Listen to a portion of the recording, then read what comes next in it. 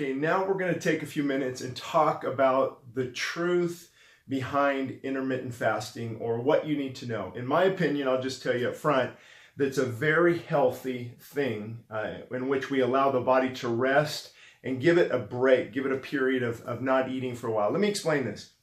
When you cease eating food, your body becomes more efficient because it begins to clean everything from at the deep cellular level to your liver, to your kidneys. Everything is given a rest, provided you drink a lot of water and allow the body to cleanse itself. It also cleans certain vital organs. It rejuvenates.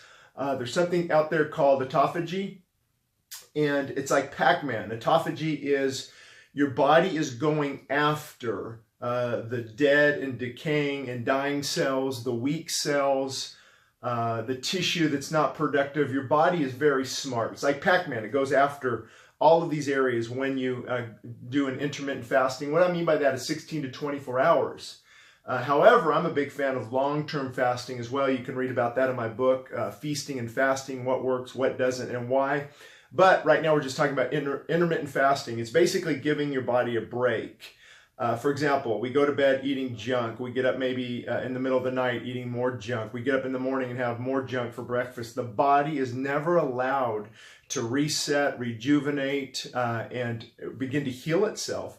So my thought is, and you can allow, you can go as long as you want, but to give it at least through breakfast and even into lunch. The longer you can allow your body to rest, I try to go till 3 o'clock, 4 o'clock, 5 o'clock and just have a 2-hour window at night. Obviously, I don't do that perfectly, but that's the idea, is to give your body a break. Get up in the morning, just have a water, herbal tea. I'm not a proponent of coffee. I'm not a proponent of caffeine. I'll speak on that a little bit later. I know it's going to tick a lot of people off, but it's a very addictive substance. If you have any, have a minimal amount at breakfast.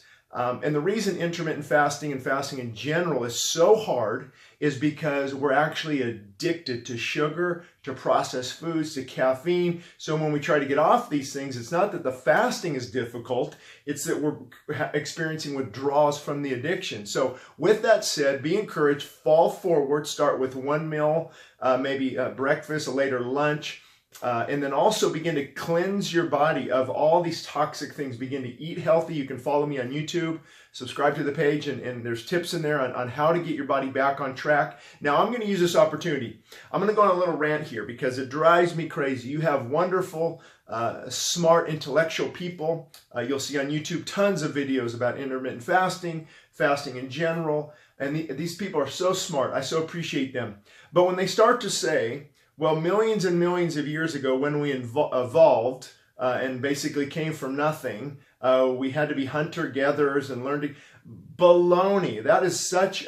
guys, think about this for a minute. The different sexes. How would evolution support a male growing up, the right chromosomes and different things? And then you have somehow these single-cell amoebas or whatever decide to form a female. And now you've got a male and a female growing up together.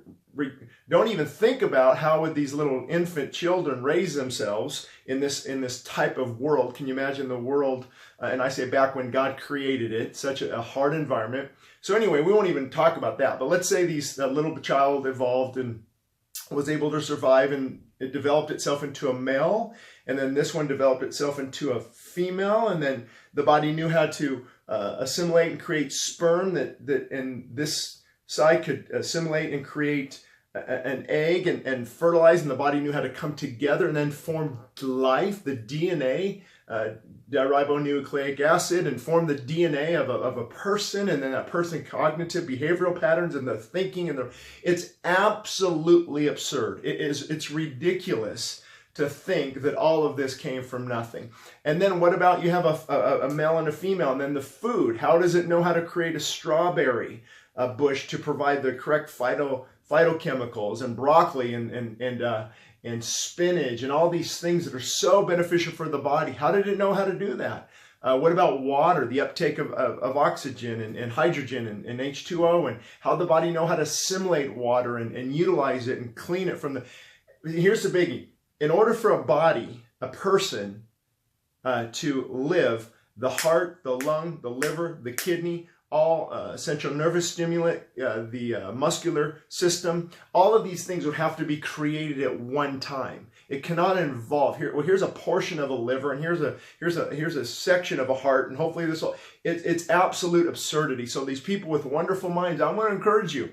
That there is a designer, there is a creation. That's why it makes sense. Fasting is God's design to starve the body. Why doesn't, when a person fasts, the body go after the heart, the liver, brain, wonderful tissue for fuel? It doesn't. It's so smart. Goes back to what we said, autophagy earlier. The body goes after the disease cell, the bad tissue. It begins to go into adipose.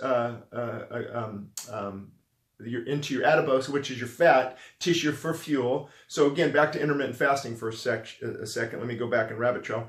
When you begin to deplete your liver and your muscle of the glycogen, the stored glycogen, about 400 grams, and your body needs energy, it goes to your fat as fuel. That's why you begin to use fat for your fuel. That's how God designed us to use that. That's why you don't need a lot of storage. You can be minimal in this amount. God created us to fast. He created us for times of feasting where we would store a little bit and then we would need to burn it. Fasting is God's design. So wouldn't it make sense to know Him, to know the Creator, to know how He designed us? So that's my rant is I love all these people posting these videos, but when they say, when we evolved and millions of years ago and hunter-gatherers, oh Lord, please, guys, we use all these big terms, phytochemicals and antioxidants and autophagy and insulin-like growth hormone factor, IGF-1, which is instrumental in the growth of especially kids and different things and how they're linking it with cancer and all these great minds. But the biggest mistake is failing to see that there is a creator. This is a design, how somebody designed it. So I would encourage you, if you get a chance, subscribe below to our YouTube channel. You can follow me on YouTube, The Pantry Pastor. I was given that name recently and it kind of stuck. Also, there's free books. We're going to include those in the description. A book I wrote, Feasting and Fasting, What Works, What Doesn't, and Why. You can also get a lot more information at ShaneIdelman.com. My primary calling is preaching and helping people understand that they can have a relationship with their Creator. So visit our websites. There's more information there. And until next time, the truth about intermittent fasting, is this, that it works. It's very healthy. It's good for you. But the key is not to get carried away. So we will see you next time. Thank you.